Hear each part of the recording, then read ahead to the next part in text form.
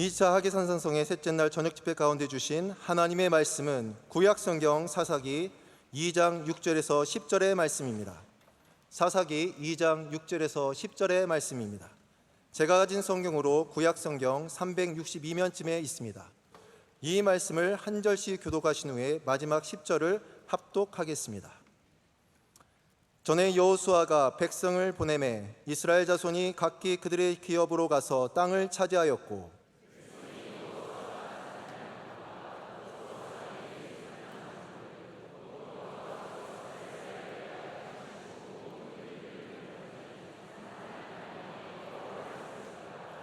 여호와의 종 눈의 아들 여호수아가 110세에 죽음에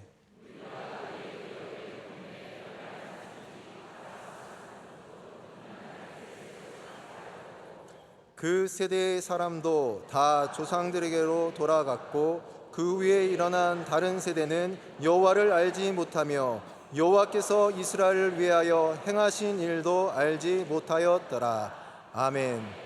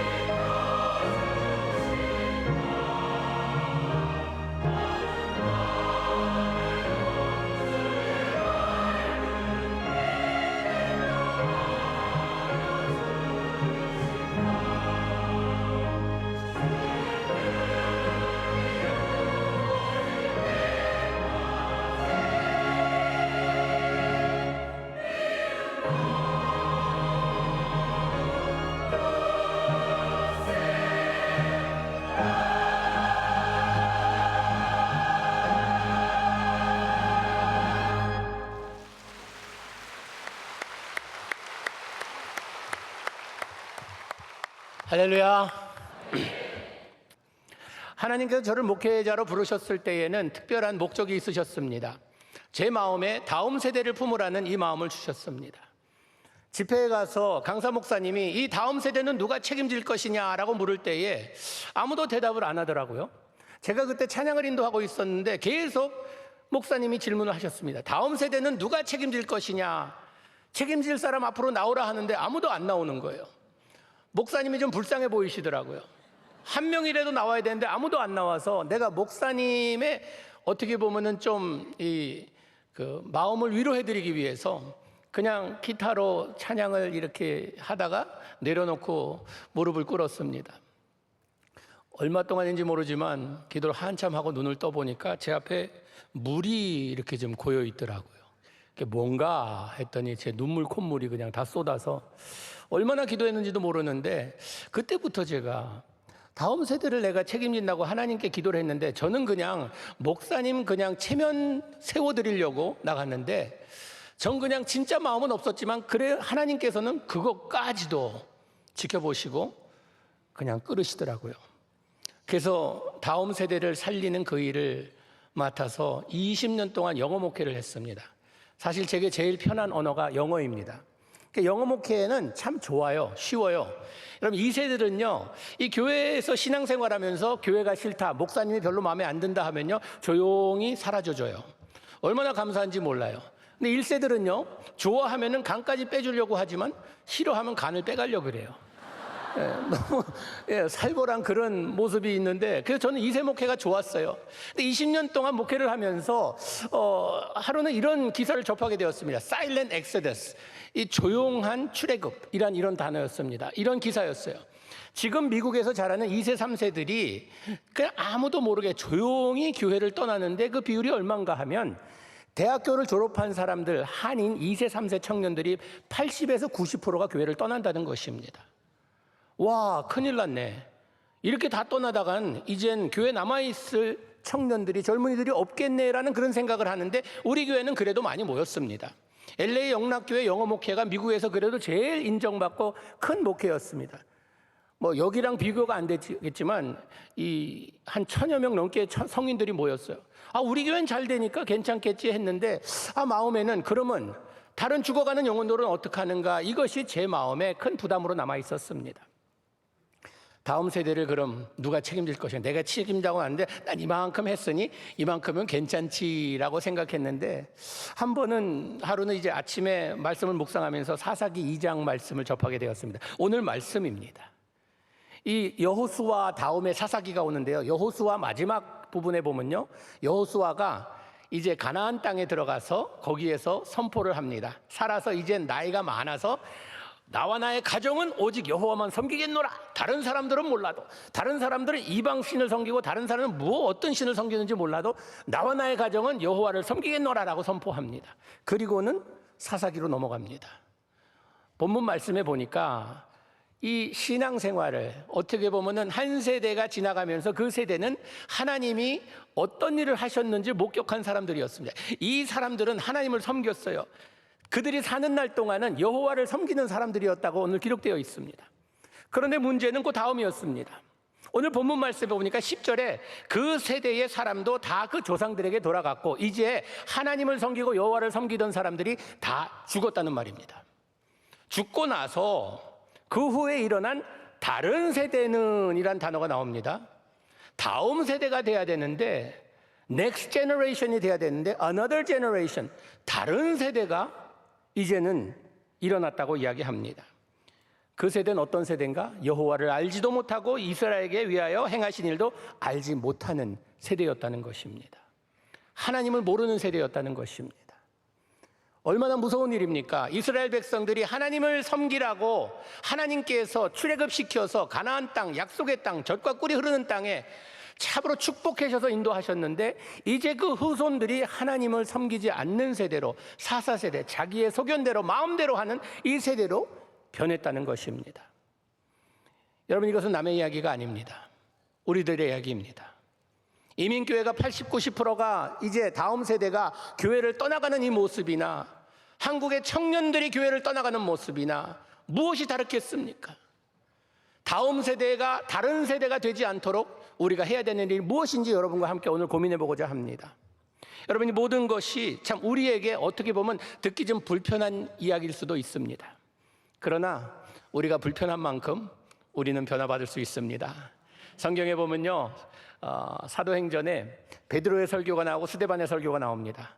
베드로가 설교할 때 찔림이 있었다라고 이야기합니다. 그 찔림과 함께 회개를 하고 예수를 믿고 세례를 받습니다. 놀라운 역사가 일어납니다. 그런데 스데반이 설교할 때도 찔림이 있었다고 이야기합니다. 근데 그 찔림에 사람들이 어떻게 반응하는가? 회개는커녕 돌을 잡아 돌 던져 스데반을 죽입니다. 여러분, 오늘 저녁에 우리에게 찔림이 있다면, 우리 영혼에 찔림이 있다면 회개운동이라는 저녁이 되기를 주님의 이름으로 축복합니다.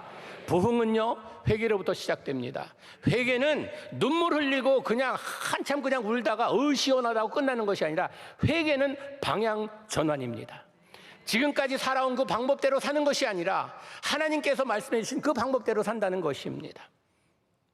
우리 하나님은요, 대를 잇는 하나님이십니다. 아브라함의 하나님, 이삭의 하나님, 야곱의 하나님이세요. 우리 할아버지의 하나님, 아버지의 하나님, 내 아들의 하나님, 손주의 하나님이 되어야 된다는 것입니다. 이것이 옳은 방법이에요. 여러분, 내가 아무리 신앙생활을 잘한다 하여도 눈에 넣어도 아프지 않다는 자녀들이 지옥 간다고 하면 얼마나 슬픈 일입니까? 우리 자녀 중에 지금 하나님의 품을 떠난 자녀들이 있다고 하면요, 여러분, 오늘 저녁 여러분 목숨 걸고 주님 앞에 매달리는 저녁이 되기를 바랍니다.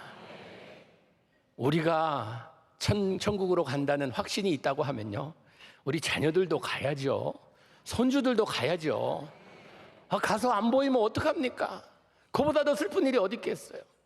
그러기 위해서 우리가 뭐 해야 되는가? 한 번은 이제 TV를 보는데 우리 아이가 달라졌어라는 프로그램이 있더라고요. 옛날 프로그램이에요. 지금은 이제 금쪽 같은 내 새끼 이런 오은영 박사님이 나오셔서 이 문제 있는 아이들을 좀 도와주는 이런 프로그램이었는데 참 그런 별난 아이들이 다 나오더라. 그때 우리 아이가 달라졌다는 프로그램 보니까 어디 그냥 지옥에서 끌어온 애들 같아요. 막 그냥 바닥에 누워서 자기 맘대로 안 되면 발로 차고 침 뱉고 때리고 그런 애들이에요.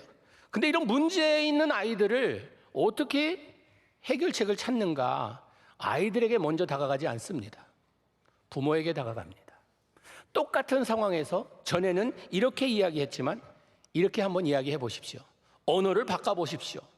반응을 바꿔보십시오. 부모가 바뀌면 자녀들이 자동적으로 바뀌게 되어 있습니다. 우리는요, 자녀들에게 교회에 좋은 프로그램이 있으니 너희들 가봐라, 이것보다 더 중요한 것이 있다면요, 우리의 삶이 변하는 것입니다. 우리가 거룩한 길을 걸고 우리가 주님의 자녀로서 그냥 썬데이 크리스천, 주일날만 내가 기독교인이 아니라 매일매일 주님과 함께 동행하는 삶을 살아갈 때에 우리 자녀들이 우리를 바라보며 저런 하나님 나도 믿고 싶다라는 이런 모습이 돼야 된다는 것입니다. 우리 부모님 보니까 주일날은 굉장히 거룩한데 목소리도 그냥 한 옥타브 낮아서 할렐루야 하는데 월요일부터는 아니야. 월요일부터는 세상 사람들과 뭐가 다른지 모르겠어. 이러면 안 된다는 것이죠. 여러분, 우리가 예수님을 믿는다는 것은 가치관의 변화를 이야기합니다. 사도 바울이 예수님을 믿기 전에는 자기의 스펙을 중요시 여겼어요. 자기의 학벌과 자기의 배경과 자기의 재산과 자기의 위치와 이걸 굉장히 중요시 여겼어요. 이것이 자기의 인생의 가치관이었어요.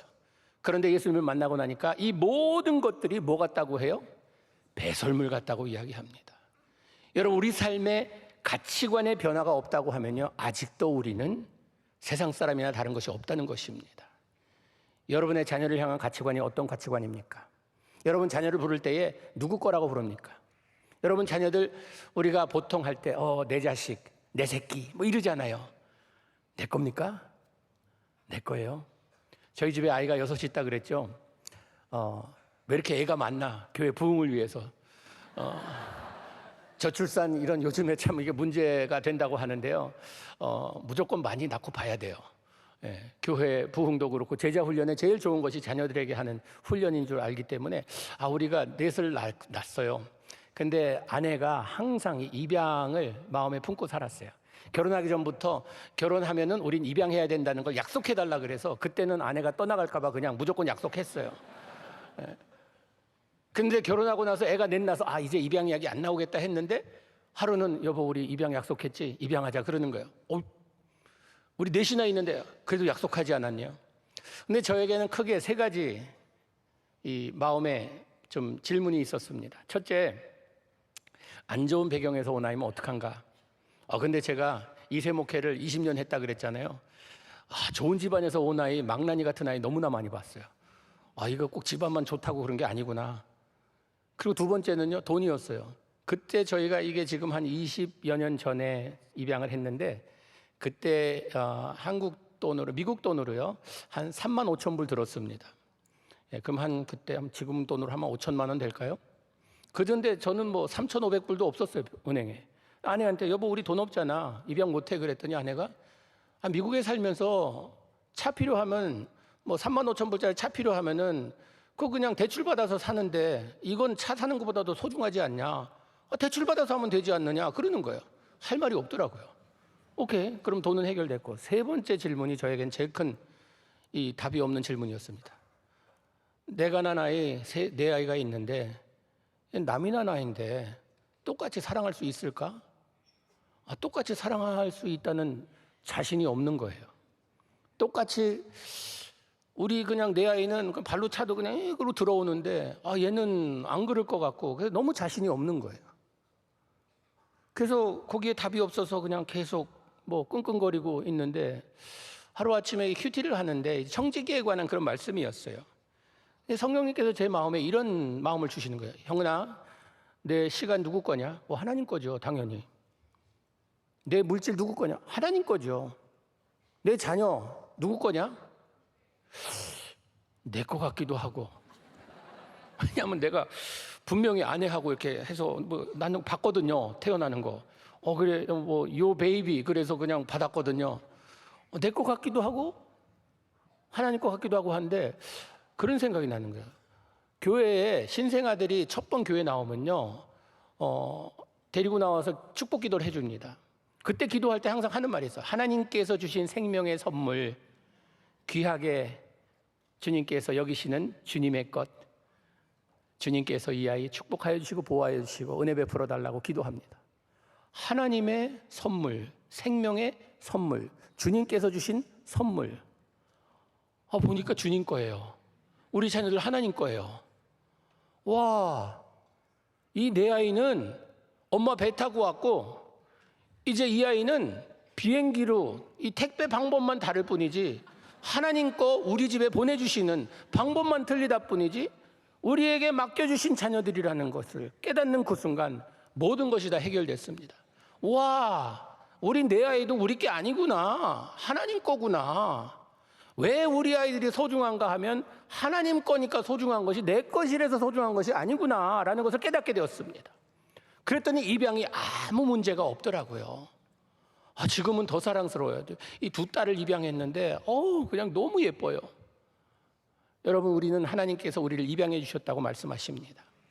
입양한 아이들이 어떤 특징이 있는지 아세요? 처음에 와서는요, 사랑을 줘도 사랑인 줄 몰라요. 사랑을 받아본 경험이 없기 때문에 엄마 아빠가 나를 절대로 버리지 않는다는 확신이 없어요. 우리 막내가 6살 때 왔어요. 지금 17살이에요. 11년 됐는데도 아직도 그 확신이 없는 것 같아요. 왜 그럴까요?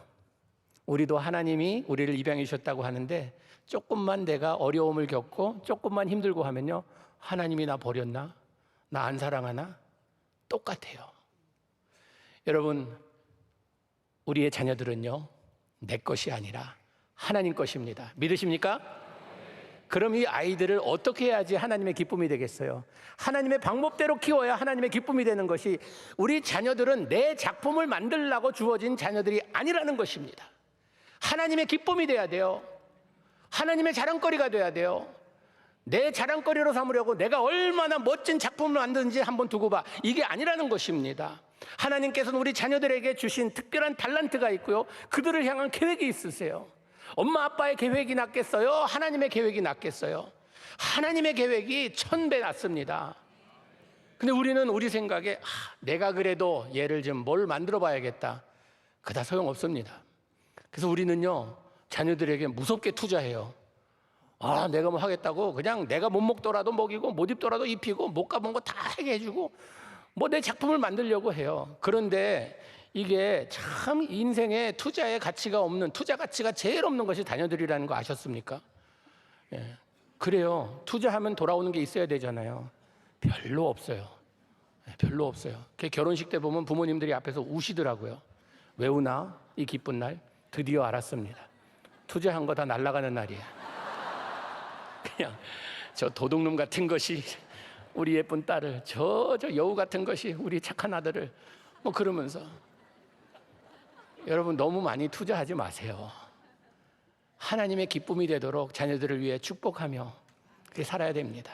그러기 위해서는요, 여러분의 모습이 중요합니다.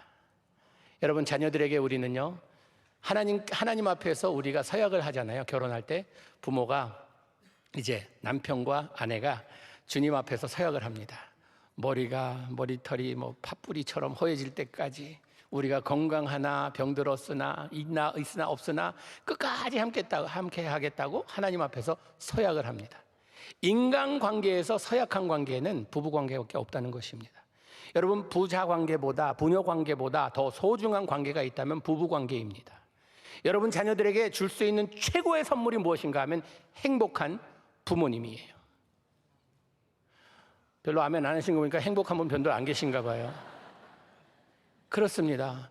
유산을 남겨주면요, 자녀들 서로 가지라고 자녀들 여럿이면요, 너 더 가져, 이런 것 제가 아직도 눈 비비고 가도 못 봤습니다. 소송 걸고 싸움하고. 절대 자녀들 위해서 뭐 남겨두려고 하지 마세요.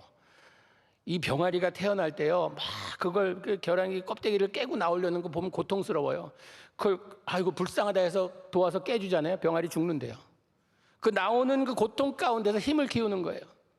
여러분, 자녀들이 세상에 살아가면서 어렵고 힘든 가운데 주님을 의지하며 주님 바라보면서 열심히 살아가려고 할 때 거기서 힘이 생기는 것입니다. 괜히 그 많이 남겨두고 가면요, 자녀들 싸워요. 그러지 마세요. 그냥 좋은 데 다 쓰고 가세요. 여러분, 우리 자녀들을 소중히 여기며 우리는 그들을 위해서 뭐 못할 일이 어디 있겠습니까? 그런데 중요한 것은요, 우리 자녀들이 성공하는 게 중요합니다. 제가 2세 목회하면서 이제 그 떠나간 2세들을 바라보면서 또 오은영 박사의 우리 아이가 달라졌어를 보면서 앞에 가는 세대가 주님 앞에서 올바로 서지 못하면 다음 세대는 아무런 소망이 없구나라는 걸 깨닫게 되었습니다. 여러분들의 삶이 중요합니다. 여러분들의 영성이 중요합니다. 여러분, 영성은 주일날 이루어지는 것이 영성이 아닙니다. 여기는 논산훈련소와 같은 곳이에요. 여기서 훈련받고 우리는 세상에 파송을 받습니다. 우리 가정으로 파송을 받고 우리 직장으로 파송을 받고 그곳에 가서 우리는 크리스찬으로서 영향력을 끼치며 사는 것입니다. 우리 자녀들이 바라볼 때에 엄마 아빠가 교회를 떠나서 선한 영향력을 끼치며 크리스찬으로서 멋진 삶을 살고 있다라는 그 말을 듣는 부모님이야말로 진짜 잘하고 계신 것입니다. 다음 세대를 살리기 위해서는요, 여러분, 우리가 완벽하다는 것을 이야기하는 것이 아닙니다. 우리가 뭐 한 번도 죄를 안 짓고 그냥 뭐 완벽한 삶을 사는 걸 이야기하는 것이 아니에요. 성경에 보니까요, 예배자에게 요구하는 것이 꼭 두 가지가 있습니다. 영과 진리로 예배를 드리래요. 영이신 하나님께 예배 드리고요, 예배 드리는 자는요, 진정한 모습으로 나와야 돼요. 그냥 우리가 멋지게 나와서 속은 썩어 들어가는데 겉에는 그냥 아무렇지도 않은 듯이 이렇게 살아가는 이것은요, 거짓 모습입니다. 거짓된 모습이에요. 아프면 아프다 그래야 돼요. 힘들면 힘들다 그래야 돼요. 우리 유교 문화가 어떻게 보면 신앙생활 하는데 좀 많이 우리를 힘들게 합니다. 아빠는 이런 모습으로 있어야 돼. 아빠는 약한 모습을 보이면 안 돼. 여러분, 우리는 다 약한 자들입니다. 의인은 없나니 한 사람도 없다 그랬고요. 죄를 짓는 자들이고, 다 어떻게 보면은 완벽한 사람은 한 사람도 없고, 다 우리는 허물투성이인 사람들입니다. 안 그래 보이는 사람들은 잘 감추고 있다 뿐이에요. 잘 감추고 있다 뿐이지 언젠가 이게 나타난다는 것입니다.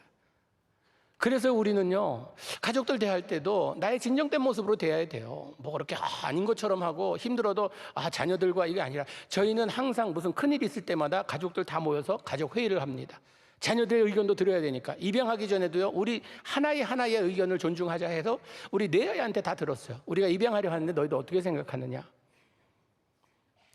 자기들의 의견을 다 들으니까 3만 5천 불 든다 그랬잖아요. 자기들도 돕겠대요. 그러더니 세뱃돈, 뭐 자기 생일에 받은 돈 해서 거기에 시스터 펀드라 그래서 여동생의 이 자금이라 그래갖고 저금통을 만들어갖고 거기다 다 넣은 거예요. 뭐 액수는 그렇게 많지 않지만 자기들이 이것을 소유하게 된 거예요. 동생이 올 때 얼마나 기뻐하고 반겨주는지. 왜? 자기 돈이 들어갔으니까. 여러분, 우리가 물질이 있는 곳에 우리 마음도 간다 그러잖아요. 자녀들에게 왜 이렇게 마음이 가는지 아세요? 너무나 많이 투자했거든요.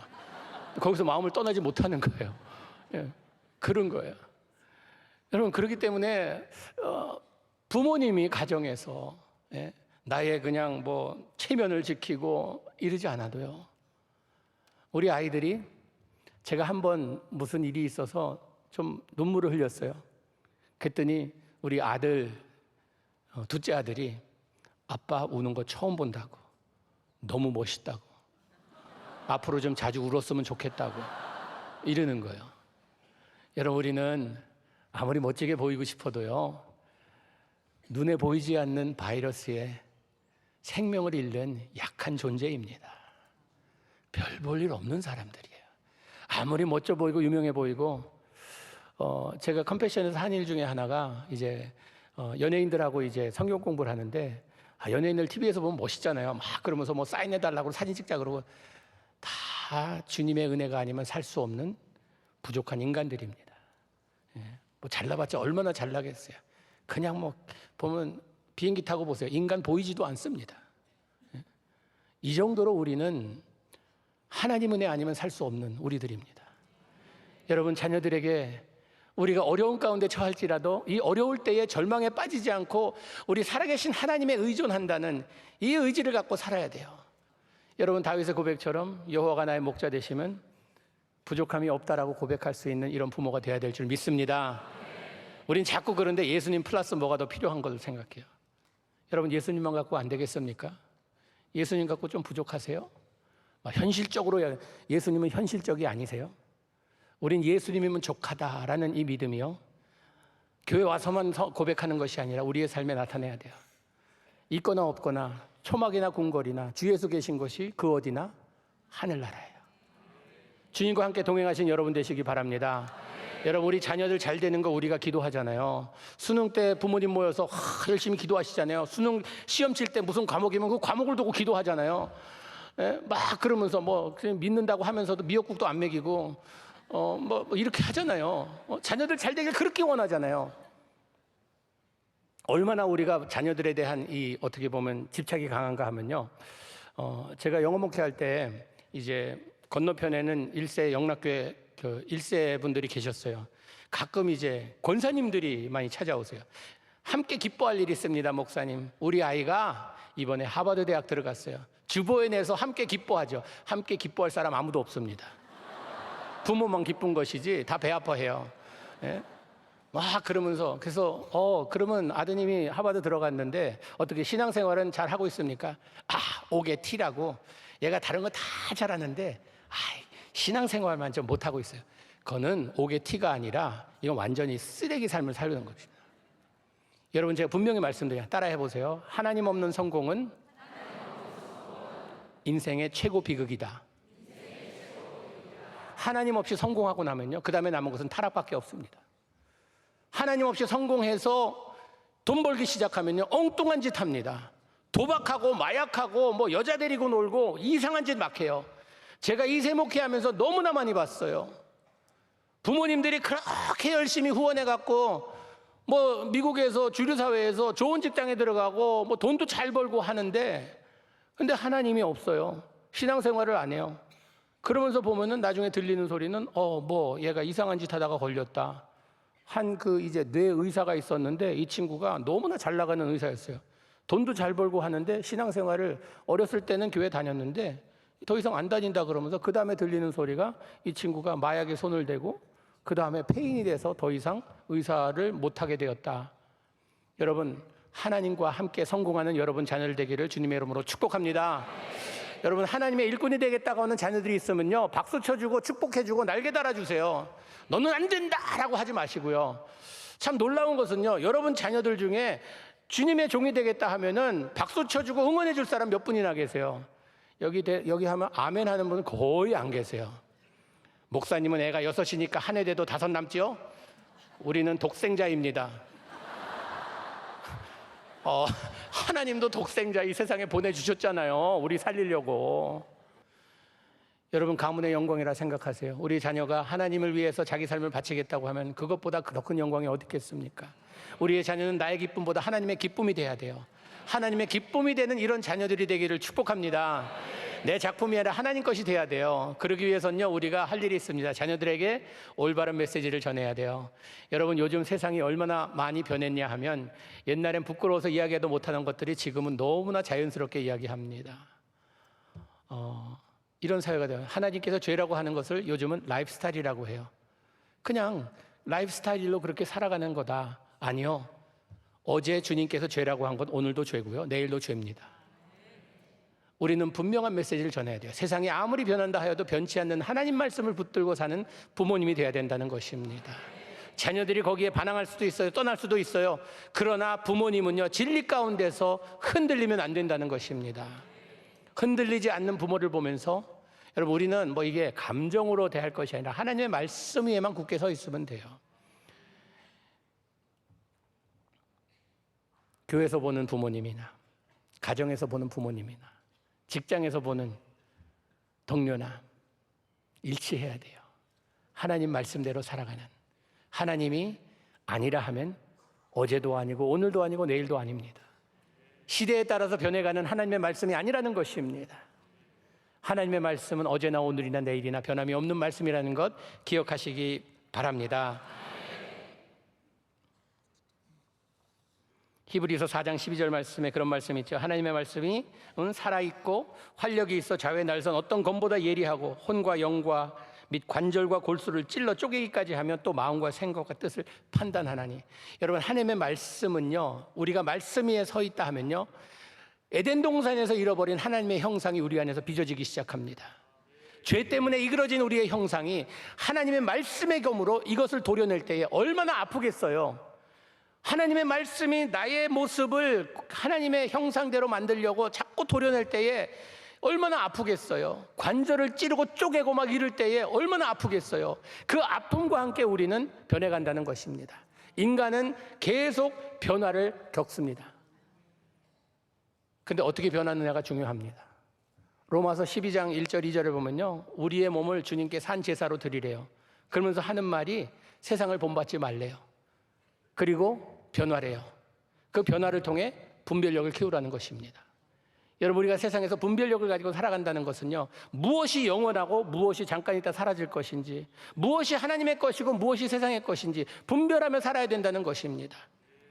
이게 뭐 된장인지 뭔지 구별도 못하면서 막 사는 게 아니라는 것입니다. 그냥 누구의 얘기 들으면서 유튜브가 요즘은 얼마나 파워풀한지, 하나님 말씀보다 더 파워풀해요. 유튜브 보고 어디서 들었냐 하면 유튜브에서 봤다고. 성경 말씀 봤냐고. 성경은 아직 못 봤다고. 여러분, 유튜브 볼 시간 있으면요, 성경 말씀을 조금 더 보세요. 요즘은 이게 핸드폰은 나의 목자시니 내게 부족함이 없으리로다라는 이런 삶을 사는 분들이 많아요. 아침에 일어나면 제일 먼저 드는 것이 뭡니까? 핸드폰. 왜? 이게 나의 생명이요, 나의 전부니까. 이걸 보면서 뭐 오늘 뭐 투자하신 분들은 증권이 어떻게 됐는지 보고 발달하는 건 손가락밖에 없어요. 우리는 하나님 말씀대로 살아야 되는 책임이 있습니다. 그 말씀이 때로는 힘들지라도, 요즘은 골라복음이 유명하다 그러죠. 골라서 믿을 거 못 믿을 거, 내가 할 수 있는 거 할 수 없는 걸 구별하면서 삽니다. 아니요, 우린 그렇게 사는 사람들이 아닙니다. 하나님의 말씀이라 하면요, 우리가 흉내라도 내야 돼요. 죽으라 하면 죽는 흉내라도 내고요. 그것에는 참 어렵고 힘든 아픔이 있습니다. 예수 믿으면 다 그냥 우리가 편안하고 마음이 좋고 이건 아니에요. 우리가 말씀대로 살려고 할 때 사도 바울이 얼마나 이걸 치열한 싸움을 싸웠냐면, 내 마음에는 선을 행하고 싶지만 내가 하는 걸 보니까 악한 것밖에 없어요. 진짜 마음은 원이로되 이게 잘 안 되는 거예요. 그러니까 뭐라고 얘기합니까? 자기를 매일 채찍질하며 날마다 죽노라라고 이야기합니다. 자기 자신을 죽이는 이 과정을 계속 거치는 것이요. 죽는 게 얼마나 힘든 일입니까? 그러나 사도 바울은 그렇게 자기 자신을 채찍질해 가면서 말씀대로 살려고 몸부림쳤다는 것입니다. 여러분, 교회 오래 다닌다고 내가 나의 영성이 아주 멋져집니까? 교회 열 때마다 내가 와서 여기에서 출석한다고 내가 자동적으로 잘합니까? 그럼 뭐와 같은 말이냐 하면요, 내가 맥도날드에 매일 들락날락하니까 내가 햄버거가 됐다는 말과 같습니다. 영성은요, 영성은 의도적인 나의 노력입니다. 우리 김 목사님께서 산상 수련회와 이 모든 걸 하시면서 참 2주 동안 이걸 뭐 예배를 많이 드리셨다는데, 여러분, 예배 이렇게 드리는 게 뭐 쉬운 일입니까? 특히 앞에 이 양복 입으신 분들은 다 장로님들 같으신데, 이 더운 날 양복 입기 쉬운 일입니까? 얼마나 힘들어요. 근데 와서 앉아 있으면 왜? 이런 노력을 해야만, 노력이 있어야만 하나님의 기쁨이 된다는 걸 알기 때문에, 하나님 말씀대로 산다는 것이 그렇게 만만한 일이 아닙니다. 너희는 빛이다, 너희는 소금이다라고 이야기하잖아요. 왜 하나님께서 그렇게 말씀하셨다고 이야기해요? 알고 계십니까? 세상은요, 점점 더 어두워져 간다 이야기하잖아요. 왜 어두운지 아세요? 세상은 할 일을 잘 하고 있다는 것입니다.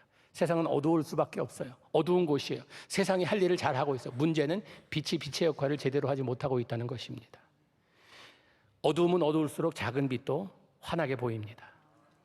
그런데 세상은 점점 어두워져 가는데 우리는 이 안에서 그냥 환한 빛을 바라며 나가서는 전등을 끄고 나가는 것 같아요.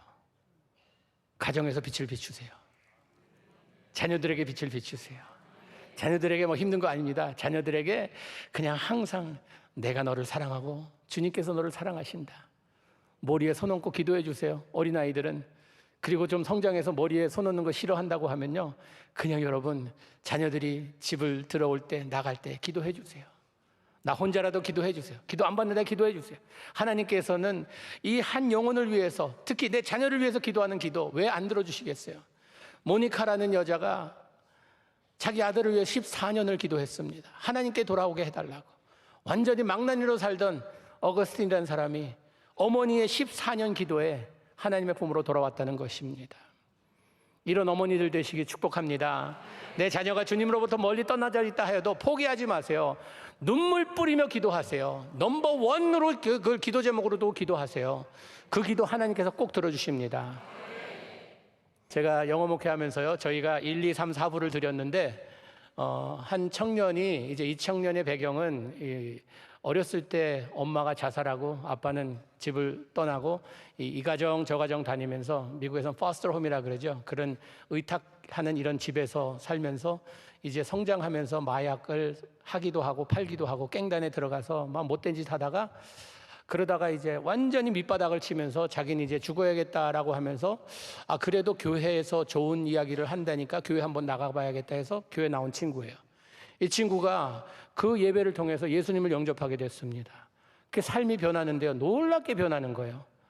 그 다음부터 이 친구가 나한테 부탁을, 목사님, 내 친구들 많은데요, 친구들 교회 데려와도 되겠습니까? 아니, 목사한테 자기 친구 데려와도 된다 그러는데 뭐 안 된다 그러겠어요? 근데 그 친구들이 뻔히 알거든요. 이 깽단 친구들, 깡패들, 이런 친구들이에요. 데려오겠다는 거예요. 그러라고 그랬는데 오는데요, 무섭더라고요. 저기 뒤에 들어오는데 보니까 이 흰 이 셔츠 있죠, 그냥 티 같은 거 입고 그 안에는 까만 옷을 입은 것 같아요. 그래서 와, 어떻게 저런 패션으로 오지 그랬는데 옷이 아니라 문신이에요. 손목부터 그냥 다 문신데, 이런 친구가 와갖고선 그 예배에 가서 앉아 있는 거예요. 그 친구가 저한테 부탁하네요. 목사님, 부탁 하나 더 있습니까? 더 있습니다. 이 친구들이요, 그냥 이 정상적인 삶을 사는 이런 사람들과 같이 예배 드리는 게 좀 힘든가 봐요. 그러니까 이 친구들 위해서 예배를 따로 하나 만들어 주세요. 그러는 거예요. 또 목사한테 예배 만들어 달라 그러는데 어떻게 거절하겠어요? 그래서 그러자고. 그런데 그 예배가 한 1시 반인가 그랬어요. 오후였어요. 근데 이 친구가, 목사님, 이 친구들이요, 토요일 날 저녁에 새벽 2시, 3시까지 술 마시면서 놀다가, 클럽에 가서 놀다가, 춤추며 놀다가 아침에 못 일어나니까 오후 시간에 해달라고. 그리고 이 술 취해서 눈이 굉장히 충혈돼 있으니까 선글라스 끼고 와도 그냥 뭐라 그러지 말아주세요. 그리고 불도 좀 이렇게 좀 시꺼멓게 해놓고, 여기가 클럽인가 여기까지 모르게 그렇게 해주고, 위에 그냥 그 디스코 볼 있죠, 저 라이트 볼 돌아가는 거, 그것도 하나 할 수 있으면 달아달래요. 다 해줬어요.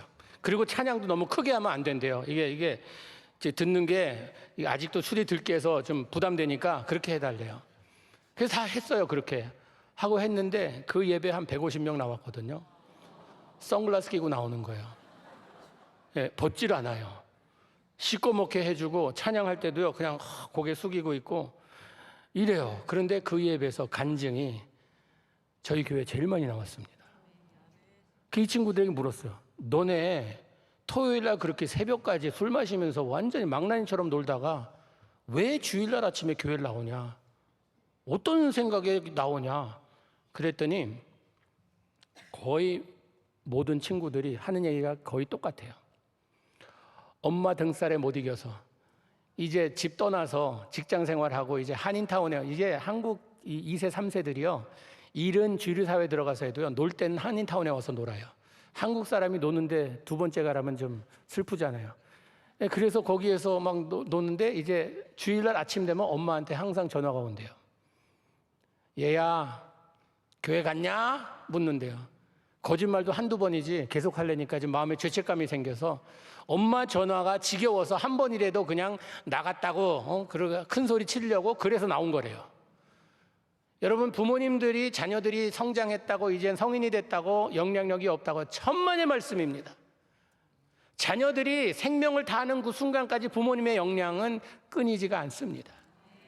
어머님의 전화에 내가 교회 갔습니다라고 하려고 교회 나온 거예요. 선글라스 끼고 그냥 뭐 자는지 깼는지 이런 모습으로.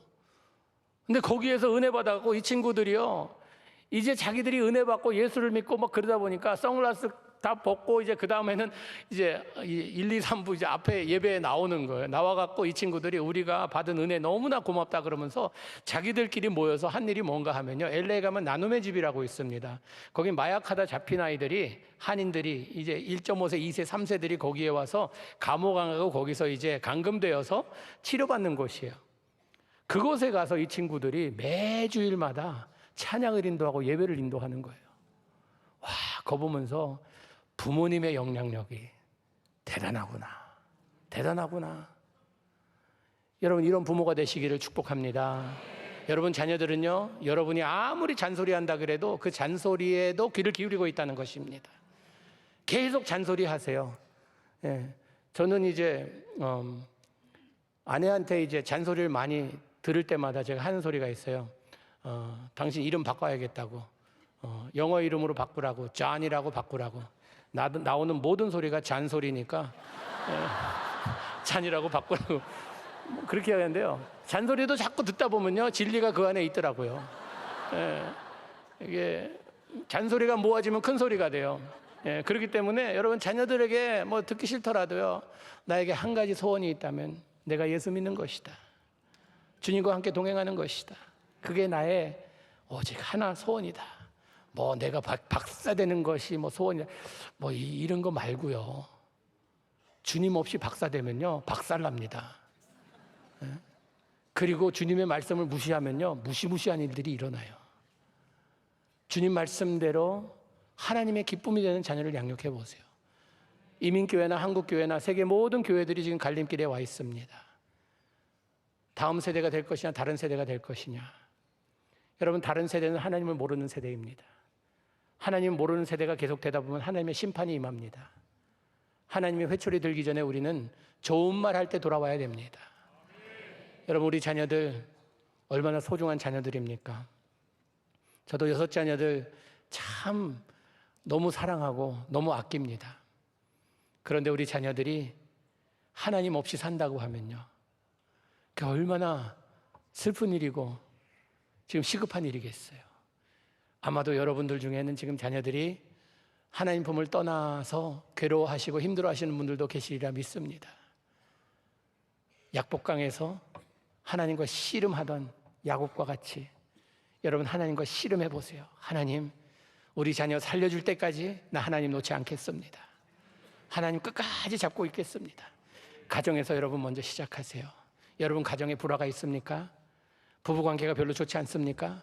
하나님 앞에 나와서 먼저 손잡고 기도해 보세요. 기도해 보세요. 뭐 난 할 수 없어. 난 욱하는 게 있어서 난 이거 태어나서부터 욱하는 데 있어서 뭐 이게 고쳐지지 할 수 없어. 그건요 동물이 하는 얘기입니다. 동물은 태어난 대로 살다가 그냥 가요. 우린 인격이 있고 인품이 있고 이런 사람들입니다. 그렇기 때문에요 성깔이 있더라도요 성깔이라는 건요 아래 깔려 있어서 성깔이라 그러더라고요. 이게 뭐가 상황이 바뀌게 되면 성깔이 확 올라오게 되면 그 성깔이 나와요. 제가 좀 LA 어려운 교회 담임으로 있을 때 그때 막 그냥 교회 막 그냥 분쟁이 심했어요. 어려웠어요. 예, 그때 막 아주 기도 너무 열심히 기도하고 너무나 얌전하신 권사님들 입에서 나오는데 소리를 듣고 와 옛날에 한가닥 하셨겠구나. 막 제가 그 교회 목회하면서 는 것은 욕밖에 없습니다. 이게 욕을 많이 배웠어요. 그때 별난 그런 욕을 많이 하는데 이 권사님도 막 욕을 하시다가 저랑 눈이 딱 마주치셨어요. 권사님, 목사님, 죄송합니다. 제가 옛날에 남대문에서 시장에서 한가닥 하던 사람이었는데 이게 죽지가 않네요. 자꾸 살아나네요. 이 권사님은 그냥 이걸 누르고 사셨던 거예요. 여러분 우리는 다음 세대를 위해서 우리가 희생해야 됩니다. 한 알의 씨앗이 땅에 떨어져 죽지 아니하면 열매를 맺을 수 없다고 하였습니다. 죽음의 아픔이 있어야 돼요. 나의 불편함, 여러분 이거 감안하셔야 돼요.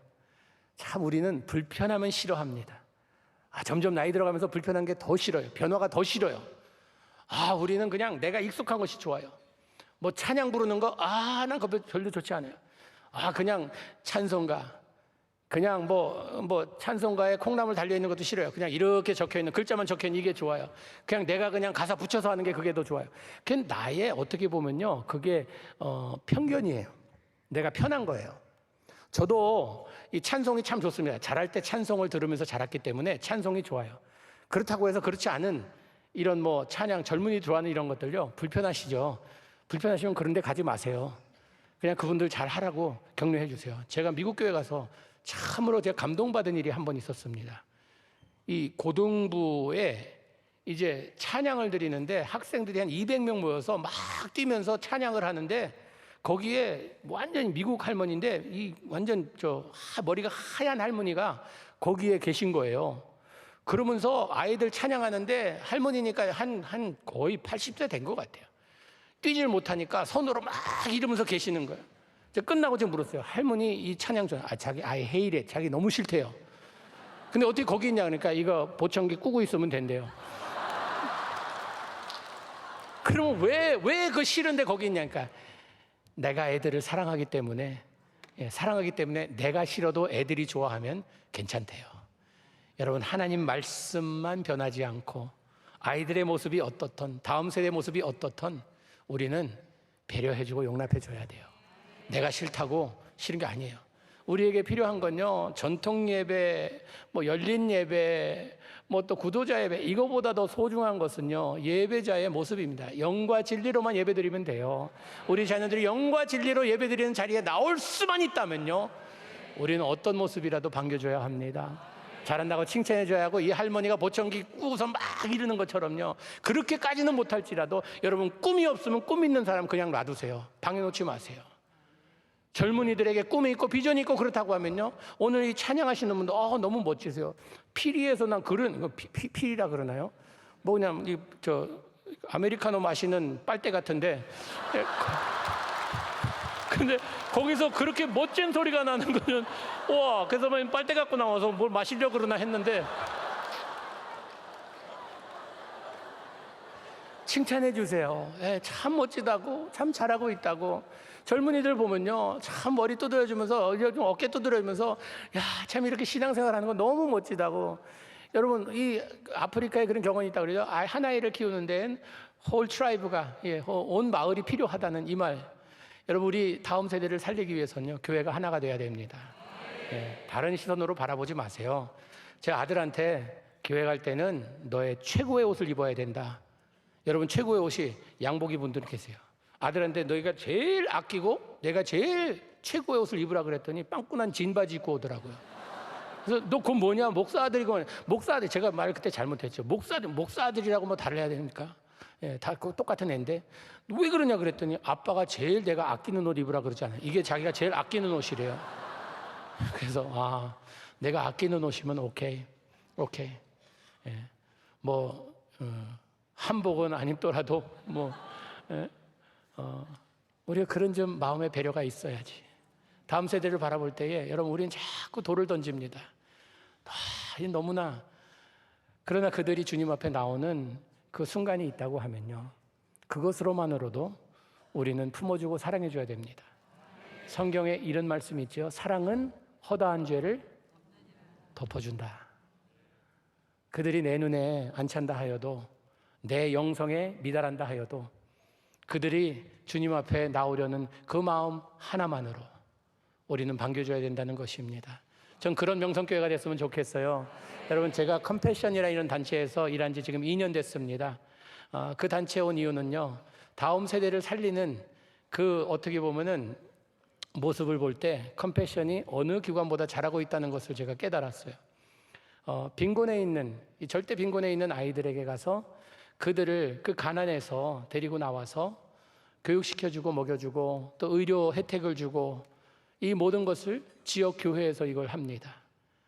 이 아이들이 자라면서 가난 가운데서 예수님을 만나게 되니까 꿈을 꾸기 시작하더라고요. 꿈을 꾸기 시작하면서 그들의 꿈이 이루어져 가면서 이제 졸업생이 되면서 그들의 간증 가운데는 예수님뿐이에요. 예수님 은혜로 내가 여기까지 왔고, 예수님 덕분에 이렇게 됐고. 여러분, 우리가 우리 자녀들 잘 살기 원하죠. 나보다도 잘 되기 원하죠. 다 이 부모의 마음입니다. 그 부모의 마음이라 할지라도 우리가 풍요로움보다도 소중한 것이 있습니다. 이것은 거룩한 것입니다. 하나님과 함께 동행하는 것입니다. 이것을 위해서 여러분 자녀를 위해서 눈물 뿌리며 기도해 보세요. 하나님께, 하나님 우리 아이들 살려주세요. 우리 자녀들 살려주세요. 내 힘으로는 안 됩니다. 내 의지로 안 됩니다. 성령님의 도움이 필요합니다. 우리 자녀들 좀 어떻게 좀 만져주세요. 어떻게 좀 해주세요. 하나님께 간절히 간구한 여러분 되시기 바랍니다. 그리고 내가 잘못한 것이 있다면 내가 우리 자녀들에게 세상의 가치관을 계속해서 너는 이 세상에서 뒤지면 안 돼. 1등 해야 돼. 여러분 1등은 한 명이에요. 한 명이에요. 1등 한다고 뭐 대단한 겁니까? 1등은 한 명이기 때문에 다 1등 하라 그러면 어떡하겠어요. 하나님께서 우리 자녀들에게 주신 달란트가 있다고, 은사가 있다고 이야기했잖아요. 그걸 살려주세요. 자녀들이 참으로 이 부모의 역할은요, 자녀들의 삶에 날개 달아줘서 보내야 돼요. 탯줄을 끝까지 잡고 있고 너는 나의 노후 대책이야 이러면 안 된다는 것입니다. 날려보내야 돼요. 하나님의 사람으로. 이런 멋진 부모님 되시기 바랍니다. 주님께서 우리의 삶은 책임져 주세요. 자녀들을 축복하며 보내시기 바랍니다. 여러분, 저는 아버님께 제가 목사 되겠다고 그랬더니 아버님이 넌 안 된대요. 그래서 좀 깜짝 놀랐어요. 아버님이 제일 좋아할 줄 알았어요. 야, 우리 가정에 대를 잇는 목사가 나오게 생겼네. 뭐 그랬는데 아버님 넌 안 돼요. 왜 안 돼요? 그랬더니 너는 목사의 기질이 하나도 없대요. 너무 개구지고, 너무 보면은 놀기 좋아하고, 이게 아버님 시대만 해도요, 이 딱 틀에 들어가야 되는 이런 시대였어요. 넌 보니까 뭐 이제 제가 앉아서 한 15분을 못 앉아 있어요. 뭐 ADHD라는 게 그때는 없었지만 그런 게 있었던 것 같아요. 그냥 앉아 15분 있으면 일어나서 또 어디 냉장고 가서 뭐 한번 열어보고 와야 되고 그런 스타일이었어요. 아버님이 안 된다 그러시는 거예요. 넌 안 된다고. 그래서 왜요? 아버님이 어떻게 하세요? 내가 부름받았는지 안 하는지 아버님이 그 판정한 거예요. 넌 그래도 아니, 형이 목사 되겠다 그러면 내가 두 손으로 축복해주고 그럴 텐데 너는 아니래요. 그때 굉장히 마음 상했어요. 여러분, 하나님이 우리 자녀들에게 주신 꿈이 있다고 하면요, 막지 마세요. 그게 악한 일이고 못된 짓이 아닌 이상은요, 막지 마세요. 하나님, 우리 첫째가 맨날 게임만 놀아서 모델래 그러면 게이머가 되겠대요. 그건 아닌 것 같더라고요. 너 어떻게 게이머가 돼서 게임으로 다 하나님께 영광 돌리겠대요. 야, 목사 아들 아니랄까봐 입만 살아갖고 그랬는데 진짜 게임 회사에 일하고 있어요. 그러니까 여러분, 자녀들이 하나님이 주신 달란트를 살 수 있도록 격려해 주시고 응원해 주세요. 그리고 너 꼭 하나님과 성공해야 된다. 하나님 없이 성공하면 절대 안 된다. 하나님 없이 내가 성공하려면 차라리 망하는 게 낫다라고 이야기하세요. 좀 험한 말이긴 하지만요, 하나님 없으면 괜히 성공하고 나면 그 다음에는 타락할 수밖에 없는 인생이 되기 때문에 하나님 없이는 절대 성공하면 안 된다. 이 정도의 메시지는 돼야 돼요. 그리고 여러분, 가정에서 자녀들보다 소중한 분이 여러분 동반자입니다. 함께 사시는 분. 서로 위해 주세요. 서로 격려해 주세요. 저는 노후를 준비하는데 열심히 노력하고 있습니다. 아내를 와이프라고 안 불러요. 와이뻐라고 불러요.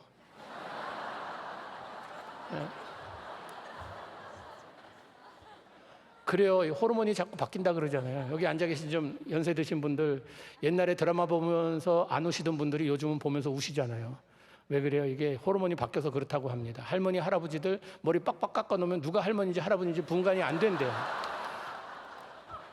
젊어서 잘하셔야 된다는 것입니다. 여러분, 가정에서 엄마 아빠의 행복이 자녀들의 행복입니다. 엄마 아빠가 절대로 무슨 일이 있어도 우리 가정은 확실한 가정이다. 엄마 아빠는 절대 헤어지지 않는다. 이런 확신을 가질 수 있도록 여러분, 가정에서 부부 사이 노력하셔야 돼요. 노력하셔야 돼요. 그래도 가장 여러분, 가장이 왜 가장이라 그러는지 아세요? 가장 먼저 머리를 숙여야 되고, 가장 먼저 기도해야 되고, 가장 먼저 겸손해야 되고, 그래서 가장이에요. 그런 모습으로 여러분 가정이 살아나는 교회가 되기를 바랍니다. 건강한 교회는요, 건강한 가정들로 가득한 교회입니다. 이 명성교회 명성을 이 하나님의 명성을 드러내기 위해선 이러한 멋진 모습의 교회가 되기를 축복합니다. 기도하시겠습니다. 주님, 우리 자녀들 살려주시옵소서. 영적으로 저들이 주님 앞에 올바로 설 수 있도록 주님 저들을 만져주시옵소서. 세상에서 방탕하지 않게 하시고 오직 주님 품에서 하나님의 은혜와 축복을 받는 자녀들 되게 하여 주시옵소서. 예수님 이름으로 기도하옵나이다. 아멘.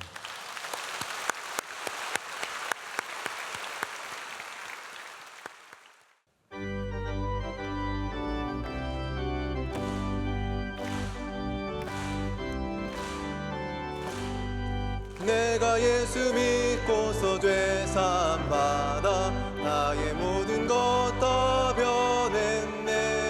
지금 내가 가는 길 천국길이요 주의 피로 내 죄가 씻겼네. 나의 모든 것 변하고